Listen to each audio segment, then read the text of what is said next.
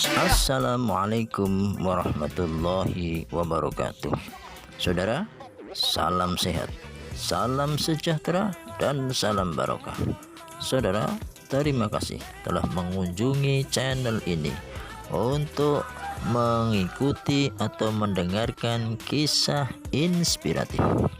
Video kali ini menceritakan tentang seorang TKI asal Indonesia, tepatnya dari Jawa Barat, yang bekerja di sebuah rumah makan terkenal di kota Zurich, Swiss.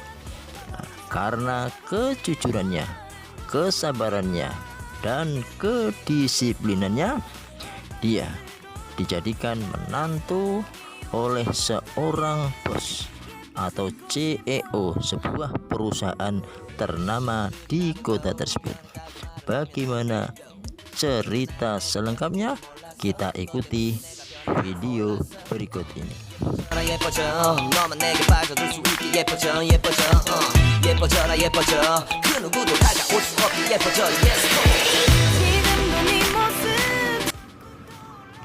Sahrul, pria berusia 28 tahun asal Jawa Barat, adalah salah satu dari ribuan TKI yang merantau ke Eropa demi memperbaiki nasib. Sejak 3 tahun lalu, ia bekerja sebagai karyawan di sebuah rumah makan cepat saji yang cukup terkenal di kota Zurich, Swiss.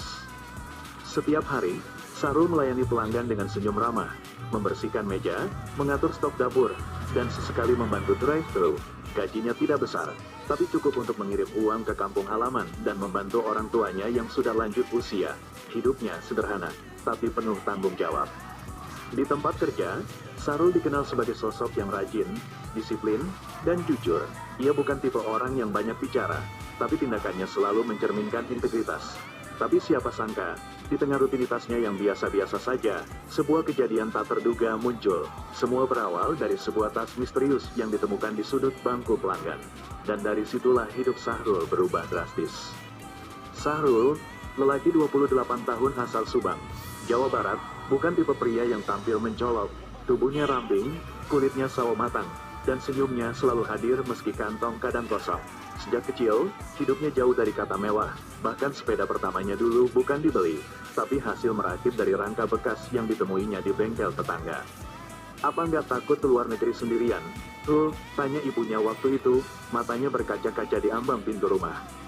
Sahrul, dengan ransel tua dan sandal swallow kesayangannya, menjawab sambil menahan haru.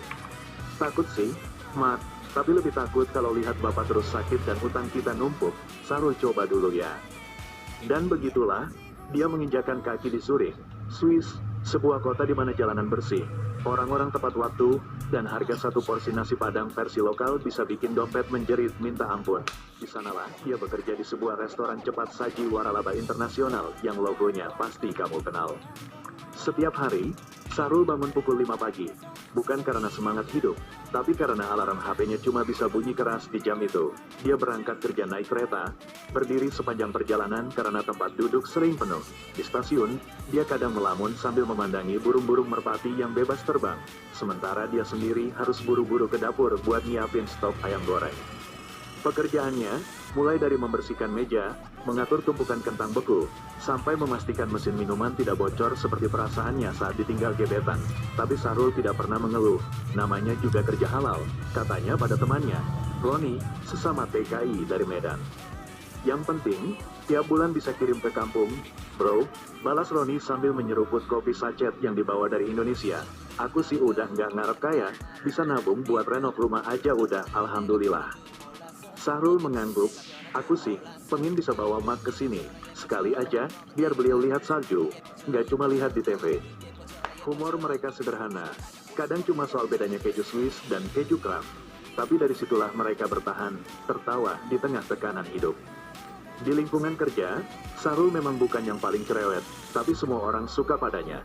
Manajernya, seorang wanita Swiss setengah galak setengah baik hati, pernah bilang, Sahrul, kamu ini kayak jam Swiss, selalu tepat waktu, tapi kamu juga kayak sambal, bikin semua jadi lebih hidup.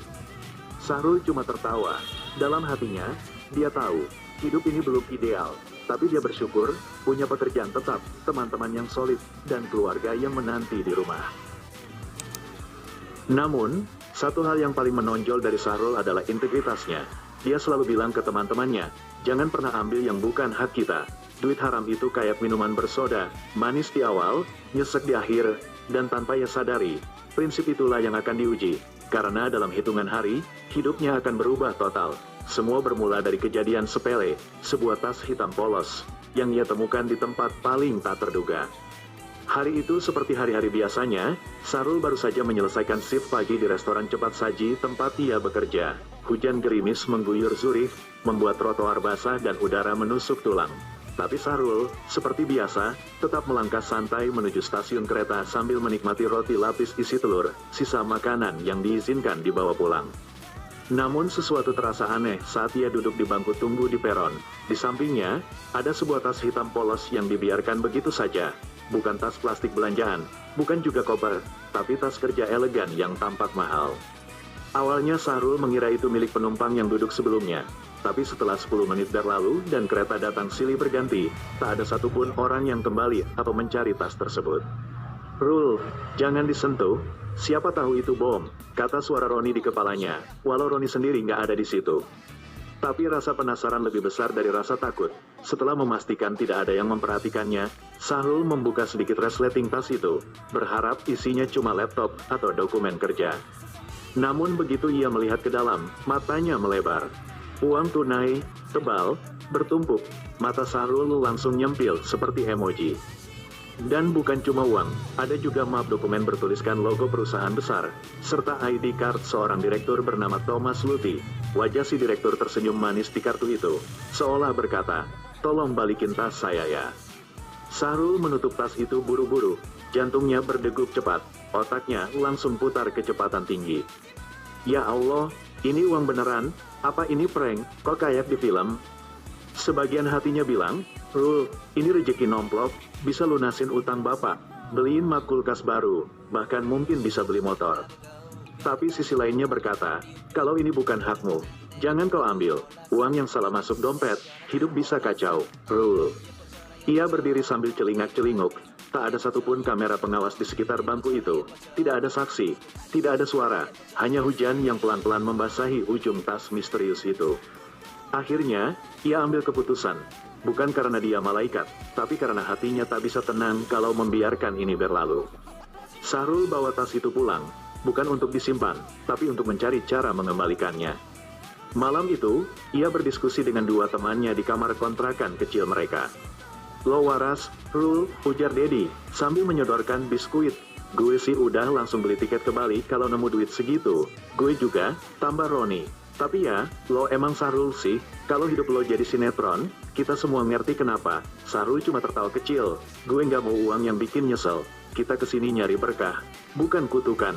Dan malam itu juga, ia mulai mencari alamat kantor pemilik tas, tanpa tahu bahwa langkah kecilnya itu akan mengubah jalan hidupnya selamanya. Keesokan paginya, langit Zurich masih mendung, seolah ikut menahan napas menunggu keputusan Sahrul. Dengan tas misterius di tangan, ia berdiri di depan gedung tinggi yang megah, kantor pusat sebuah perusahaan teknologi internasional yang logonya juga tertera di dokumen dalam tas itu. "Ini pasti tempatnya," gumamnya. Ia menarik napas dalam, lalu mendorong pintu kaca otomatis yang terasa terlalu mewah untuk disentuh oleh tangan kasar pekerja dapur. Begitu masuk, seorang resepsionis berpakaian formal langsung menyambut dengan senyum ramah. "Guten Morgen, kann ich Ihnen helfen?" Sahrul sedikit panik. Bahasa Jermannya belum sampai level ngobrol santai, apalagi di kantor beginian. Untungnya, ia langsung mengganti bahasa. "Excuse me, I think you found something that belongs to one of your employees, Abak." Mata si resepsionis berubah seketika. "Abak," Sahrul mengangguk, membuka sedikit tas itu dan memperlihatkan kartu identitas Thomas Luthi. Dalam waktu kurang dari 5 menit, keamanan perusahaan datang. Bukan untuk menangkap, tapi untuk memastikan semuanya aman. Setelah dicek dan dikonfirmasi, Sahrul dibawa ke ruangan tamu. Tak lama kemudian, masuklah seorang pria parubaya dengan jas rapi dan wajah familiar. Ya, wajah yang ada di ID card itu. "Are you the one who returned my bag?" tanya pria itu dengan aksen Eropa yang khas. "Yes, sir, I found it at the train station," jawab Sahrul singkat. Thomas Luthi, CEO perusahaan tersebut, duduk dengan ekspresi campur aduk antara syok, lega, dan tak percaya. You could taken the money. No one wolf known. Sahrul hanya tersenyum kaku. Bukti wolf known. Suasana jadi hening sejenak, lalu terdengar suara tawa kecil dari Thomas. That's the best answer I've had in years. Hari itu, bukan hanya tasnya yang kembali, tapi juga kepercayaan Thomas terhadap kebaikan manusia. Beberapa jam kemudian, Sahrul diundang ke ruangan meeting, bukan sebagai karyawan, tapi sebagai tamu kehormatan. Ia bahkan diberi standing ovation oleh para staf dan eksekutif perusahaan. Salah satu manajer keuangan berkata, kalau tas ini jatuh ke tangan yang salah, kita bisa rugi ratusan ribu euro dan kehilangan data penting.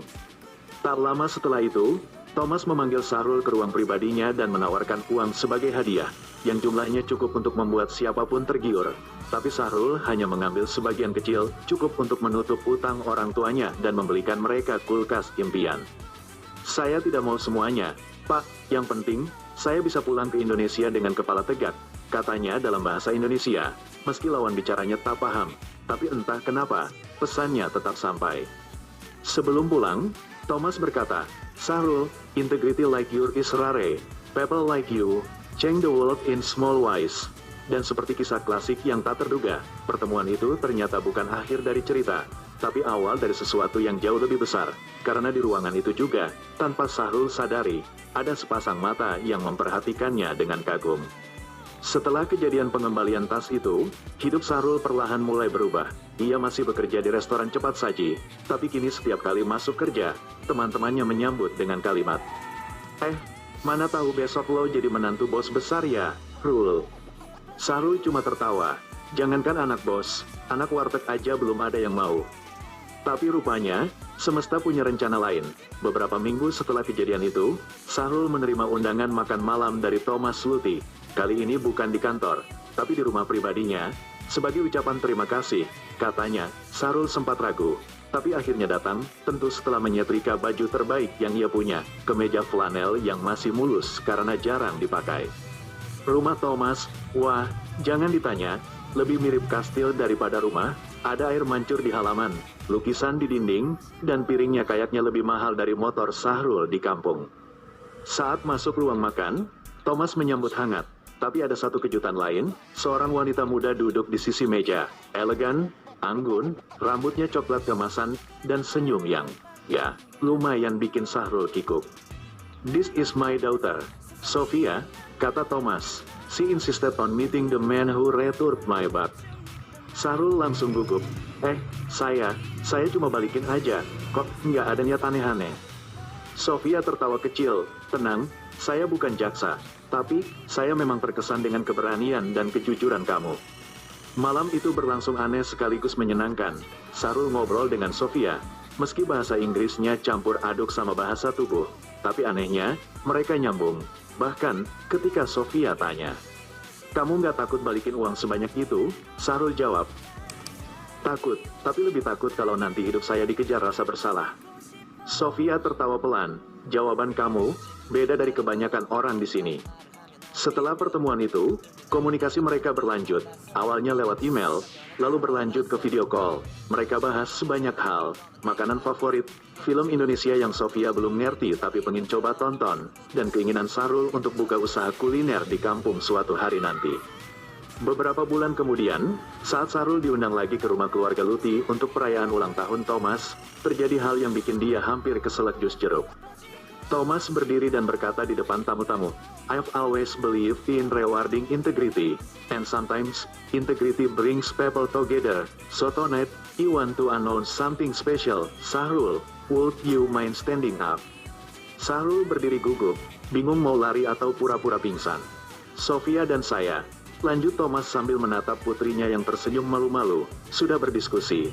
Dan kalau Sahrul setuju, kami ingin menjodohkan mereka berdua. Semua tamu bertepuk tangan.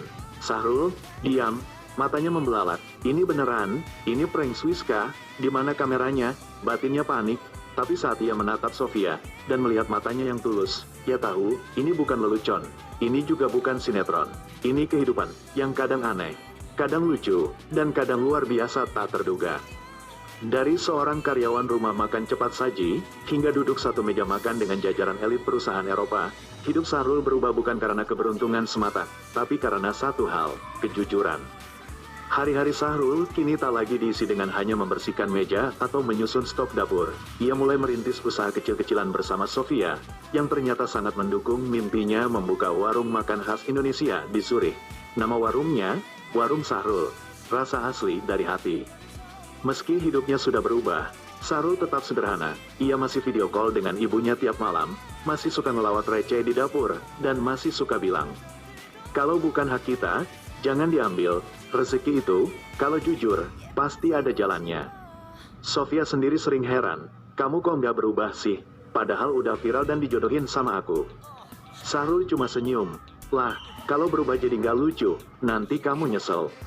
Dan begitulah, kisah yang awalnya cuma tentang tas yang tertinggal, berubah jadi kisah tentang harapan, nilai hidup, dan cinta yang datang tanpa dicari.